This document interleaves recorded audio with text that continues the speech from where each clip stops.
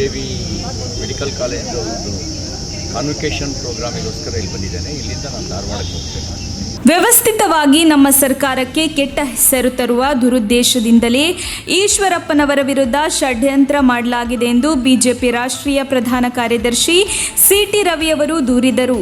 ತುಮಕೂರು ನಗರದ ಶ್ರೀದೇವಿ ಮೆಡಿಕಲ್ ಕಾಲೇಜಿನಲ್ಲಿ ನಡೆದ ಘಟಿಕೋತ್ಸವದಲ್ಲಿ ಪಾಲ್ಗೊಳ್ಳುವ ಮುನ್ನ ಸುದ್ದಿಗಾರರೊಂದಿಗೆ ಮಾತನಾಡಿದ ಅವರು, ಪಿಎಸ್ಐ ನೇಮಕಾತಿಗೆ ಸಂಬಂಧಿಸಿದ ಅಕ್ರಮದ ವಿರುದ್ಧ ಕಠಿಣ ಕ್ರಮ ತೆಗೆದುಕೊಂಡಿರುವುದು ಬಿಜೆಪಿ ಸರ್ಕಾರ.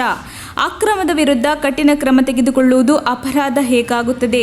ಅಕ್ರಮವನ್ನು ಮುಚ್ಚಿ ಹಾಕಿದರೆ ಅಕ್ರಮ ಆಗುತ್ತದೆ. ಈ ಅಕ್ರಮದಲ್ಲಿ ಯಾರು ಭಾಗಿಯಾಗಿದ್ದಾರೆ ಅವರನ್ನು ಪತ್ತೆ ಹಚ್ಚಿ ಬಂಧಿಸಿದರೆ ಅಪರಾಧವಾಗುತ್ತದೆ ಎಂದು ಪ್ರಶ್ನಿಸಿದರು. ಅಕ್ರಮವನ್ನು ಮುಚ್ಚಿ ಹಾಕುವ ಕೆಲಸವನ್ನು ಬಹಳ ಹಿಂದಿನಿಂದಲೂ ಕಾಂಗ್ರೆಸ್ ಪಕ್ಷ ವ್ಯವಸ್ಥಿತವಾಗಿ ಮಾಡುತ್ತಾ ಬಂದಿದೆ. ಅರ್ಕಾವತಿ ಹಗರಣ, ಟ್ಯೂಬ್ಲೈಟ್ ವಾಚ್ ಹಗರಣವನ್ನು ಮುಚ್ಚಿ ಹಾಕಿದ್ದು ಯಾರು ಎಂದು ಸಿಟಿ ರವಿ ಪ್ರಶ್ನಿಸಿದರು. ಒಂದೇನೆಂದರೆ ಭ್ರಷ್ಟಾಚಾರವನ್ನು ಬಿತ್ತಿದ್ದು ಬೆಳೆಸಿದ್ದು ಕಾಂಗ್ರೆಸ್ ಪಾರ್ಟಿ.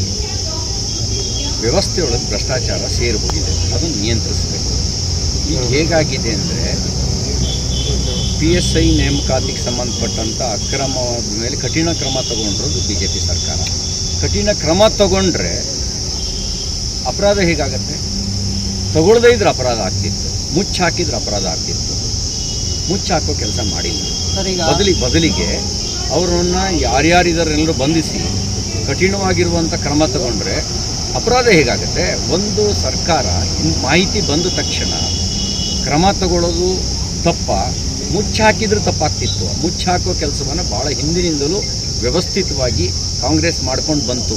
ಸ್ವತಃ ಅರ್ಕಾವತಿ ಹಗರಣದಲ್ಲಿ ಮಾಡಿದ್ದೇನು? ನೀವು ರೇಡಿಯೋ ಅನ್ನುವಂಥ ಹೊಸ ಪರಿಭಾಷೆಯನ್ನೇ ಹುಟ್ಟಾಕಿದ್ದೆ. ಟ್ಯೂಬ್ಲೈಟ್ ವಾಚು, ಕದ್ದಿದ್ದ ವಾಚು ಯಾರು ಕಟ್ಕೊಂಡಿದ್ರು? ಹೇಗೆ ಮುಚ್ಚಾಕಿದ್ರು ಹೇಳಿ ನೀವು? ಹೇಗೆ ಮುಚ್ಚಾಕಿದ್ರು? ಕದ್ದಿದ್ದು ಕಟ್ಕೊಂಡಿದ್ದವ್ರು ಯಾರು? ಬೇರೆ ಯಾರಾದರೂ ವಿಪಕ್ಷದ ನಾಯಕರು ಹಂಗೇನಾರು ಕದ್ದು ವಾಚ್ ಕಟ್ಕೊಂಡಿದ್ರು ಬಿಡ್ತಿದ್ರ ಇವರು? ಯಾವ ಗುತ್ತಿಗೆದಾರರು 40% ಕಮಿಷನ್ ಕೊಟ್ಟು ಕೆಲಸ ಮಾಡಲು ಸಾಧ್ಯವಿದೆ?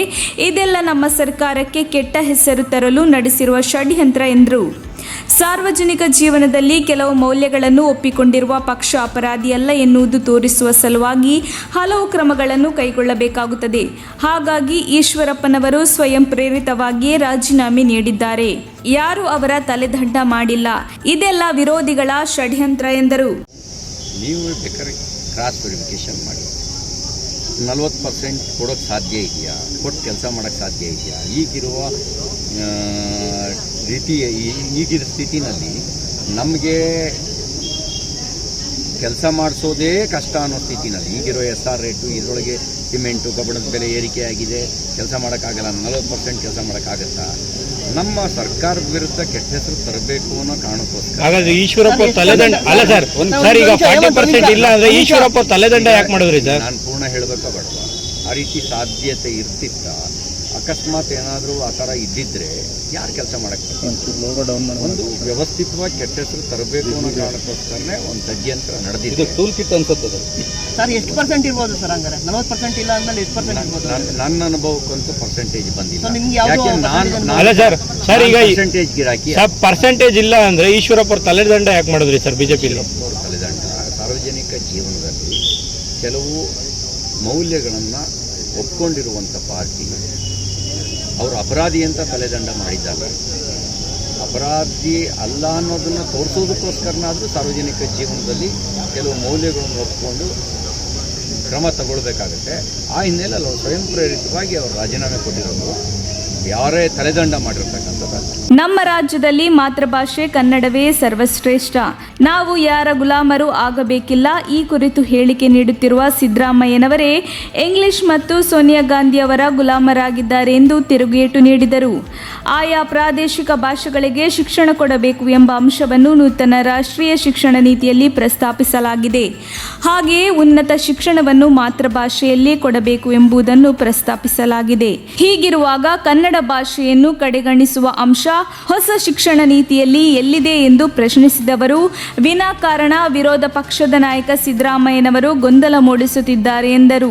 ಸಿದ್ದರಾಮಯ್ಯನವರು ರಾಷ್ಟ್ರ ಭಾಷೆಗೆ ಪ್ರಾಧಾನ್ಯತೆ ಕೊಡುತ್ತಾರೋ ಅಥವಾ ನಮ್ಮ ಮೇಲೆ ಆಕ್ರಮಣಕಾರಿ ಮಾಡಿದ ಗುಲಾಮಗಿರಿ ಭಾಷೆಗೆ ಪ್ರಾಧಾನ್ಯತೆ ಕೊಡುತ್ತಾರೋ ಎಂದ ಅವರು, ಅಮಿತ್ ಶಾ ಅವರು ಮಾತೃಭಾಷೆಗೆ ಮನ್ನಣೆ ನೀಡಿ ಸಂಪರ್ಕ ಭಾಷೆಯಾಗಿ ಇಂಗ್ಲಿಷ್ ಬದಲಿಗೆ ಹಿಂದಿ ಬಳಸಿ ಎಂದು ಹೇಳಿದ್ದಾರೆ.